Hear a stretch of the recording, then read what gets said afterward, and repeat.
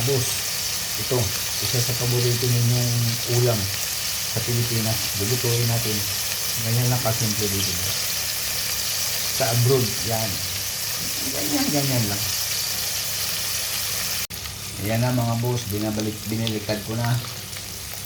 So, konting ano pa, para magmantika siya, para masarap. Yun eh. Sarap yan mga boss. Ayan, ganyan mga boss.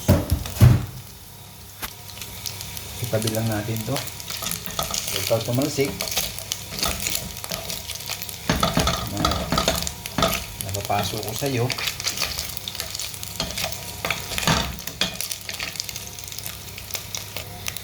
Sunod natin to. Bawang sibuyas.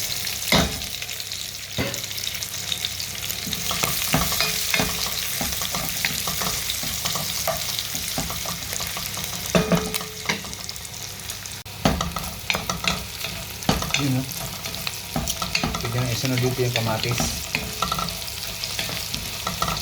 Hindi na ako naglagay ng hipon. Yan. Para tipid. Importante yung gulay. Kamatis.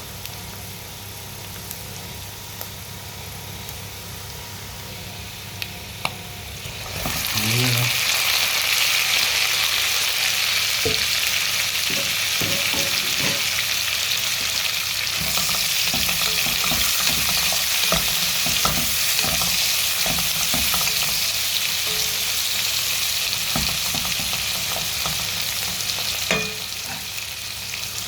Maglagay natin ng bagoong mga boss. Yan.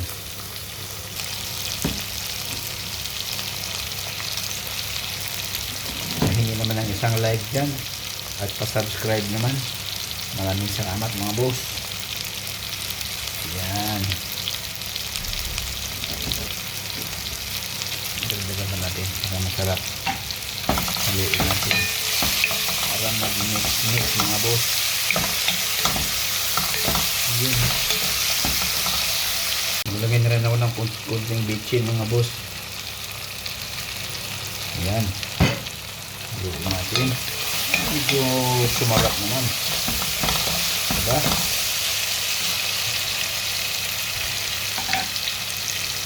Ay. Asin. Yun. Asin mga boss ha. Medyo magalaw. Okay.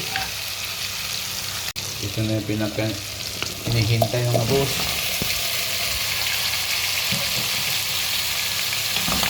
Sariling tanim ko yan mga boss, kalabasa sa likod ng bahay namin. Organic yan.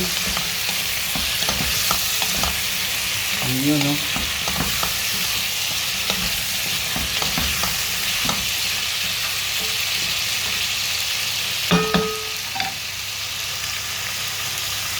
Ayos.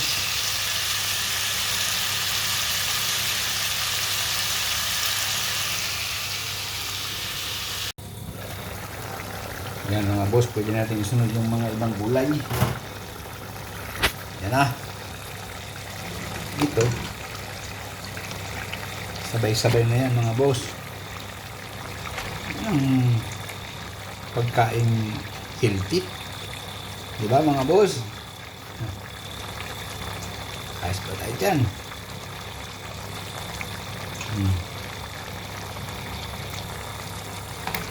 Mix lang natin. Maghalo sila.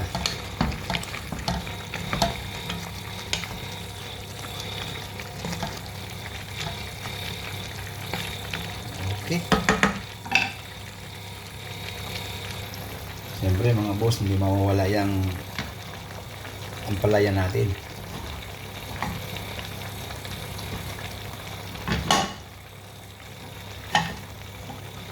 Mix din natin yan para ilalim yung iba.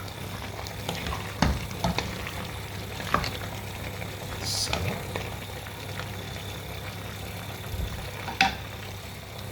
Diba mga boss?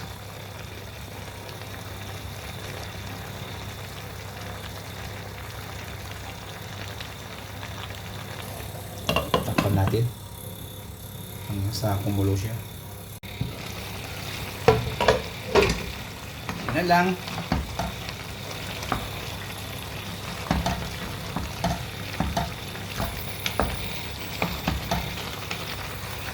Malapit na mga boss.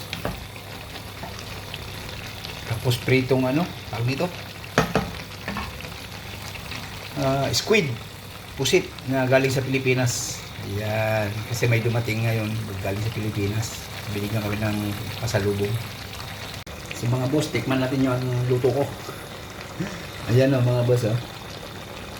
So tikman natin kung okay na siya, yung lasa.